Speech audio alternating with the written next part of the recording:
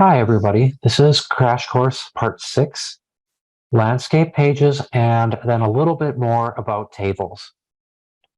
So with that, we're going to go ahead and look at our Crash Course document here. And let's say I've got a table in my literature review, and I'm just going to go Control C on my other monitor here and just paste it in.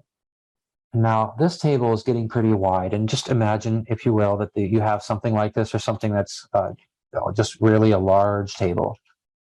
And I'm going to do table title, and so table 3, landscape oriented table. And I'm going to go ahead and I'm just going to use table text. If I don't have a note, I kind of like the table text spacing because it's just a little bit more than a single line of space, which is that's okay. But we've got some problems here.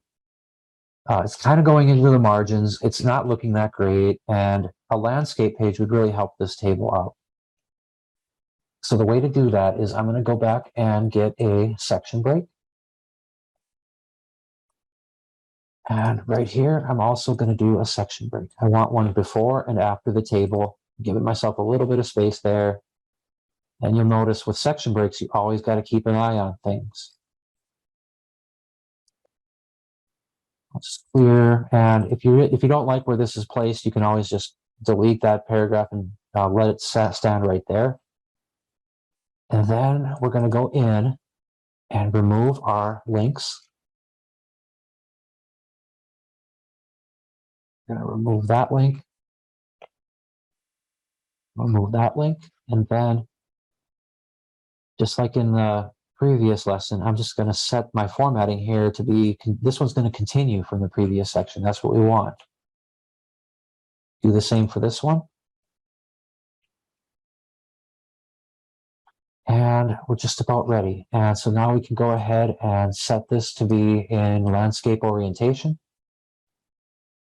And now with landscape, we can go up to 9 inches wide because that's, if you have an 11-inch page and a margin, one on each side, that's 2 inches, you're going to have 9 inches. That's the maximum.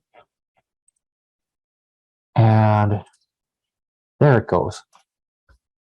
So now we're giving ourselves a little bit more room. Now, if you go down here, if you can imagine this coming out of a printer, you've got all your pages that are right here in the center aligned in the margin.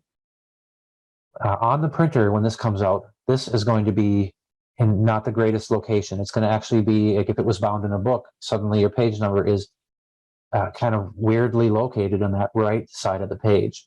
So we have to fix that. So I go into my footer, you just double click down there, delete, and instead of the current position, most of the time I want this plain number.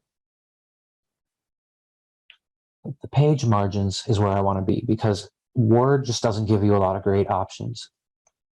Speaking of that, this large left is generally the quickest one that I've found. There might be a better solution out there, but I just generally go with large left. So that's not great yet. And we're going to go Times New Roman and 12. So you want to make sure it's in the same font type, and page numbers have to be in the same font as the text in the body paragraphs. Then we go to Shape Format right here. Rotate it, and that's all there is to it. So you just go into that shape format, text direction, rotate all text 90 degrees. The nice thing is that if you just do nothing else, this big large box is actually going to be, that's a pretty good location right there. It's centered. It's about 3/4 from the bottom of the page, which is right there. If this does get lost somehow, it moves over here, use these little green guidelines, and that'll push it right back into place. And so that's basically how to do a landscape page. And you really want to make sure you do the unlinking first. That's the first step. Otherwise, you're going to end up with the page number right there. So now we're going to go up and do our list of figures. And you can always just double click if you want to just click right out of the header and footer view. So now I have to do that full update. I should mention, if you update page numbers only, it'll keep track of the page numbers for what you have, but it's not going to make changes that you need. So it's good if you're nearing the end and you've got everything where it needs to be, then just use page numbers only because you're not going to lose your formatting. If you go to update entire table though, everything applies except for I should have been working up here in the list of tables. So one thing I will show you is this may not even let you do page numbers only. I guess it does. And if you update the entire table, now it's going to pick up that table 3. So then I go up here, apply that indent. And again, just like in the previous part, we're going to go ahead and do our Control H shortcut to replace those.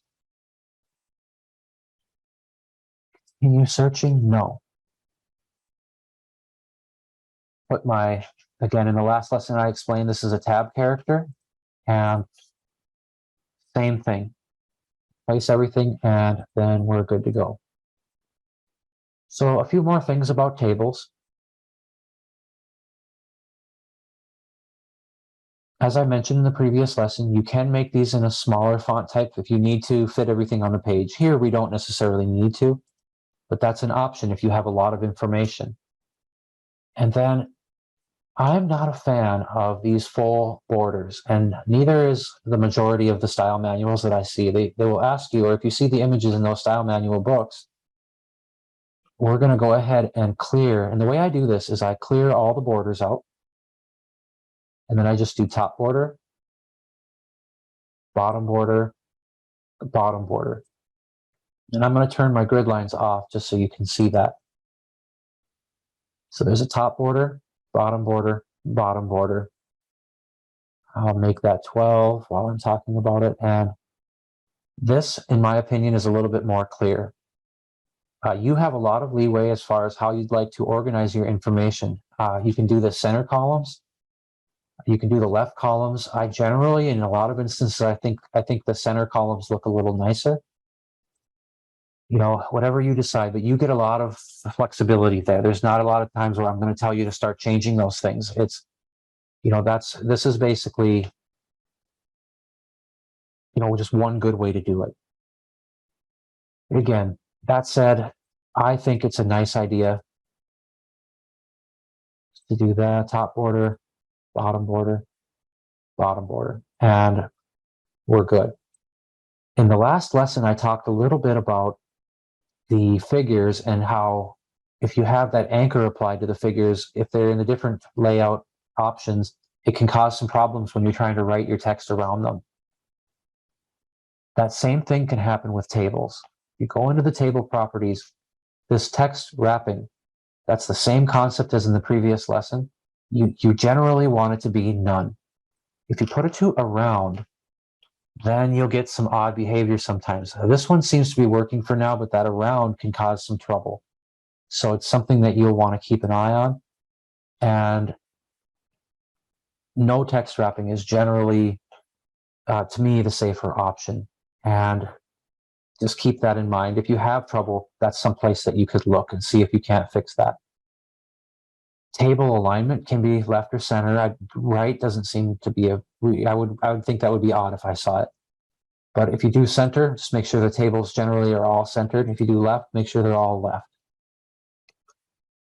And final thing I want to mention, if you're using APA, which is one of the bigger style manuals out there, so a lot of you are going to be using it, the way I do that is I remove the punctuation, and then I'm going to hold down Shift. You can't see me holding Shift, but you want to hold Shift and hit Enter, and then hit it again.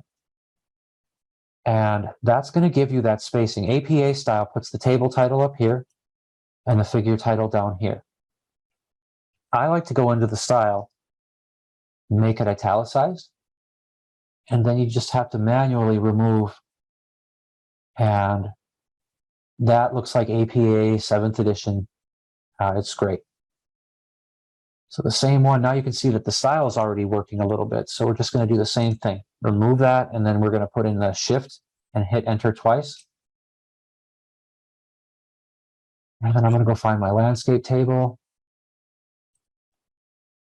And this one here, if I submitted this for format review, I would probably get asked to make the columns just like the others. But for today, we're not going to worry about that because I want to show you how to update this.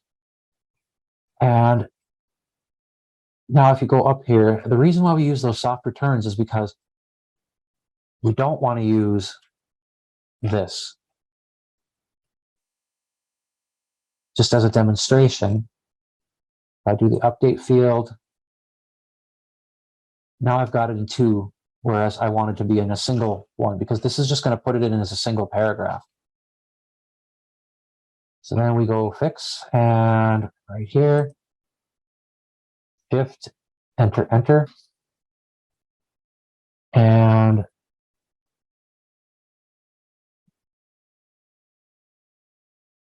just like that. A couple other things. I take the bold out, do our hanging indent, and now we're going to do the table.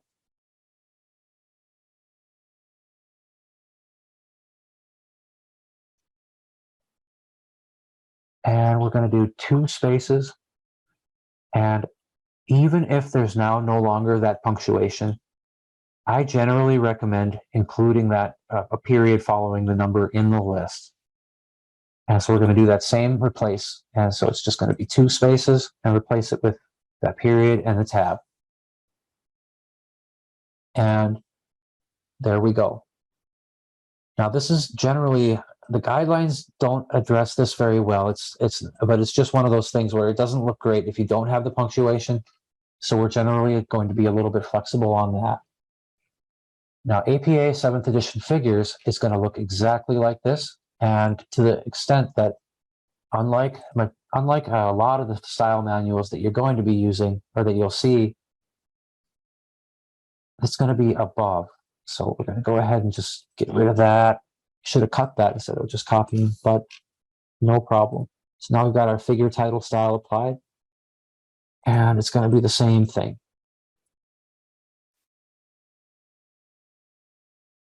Shift, Enter, Enter. And there we go. We're all set. That generally should cover how to do some of the basics. I know there's often a lot of questions about how to make those last changes in the list of tables and figures. Unfortunately, there's not a perfectly easy shortcut answer, but I just showed you how I generally work around it.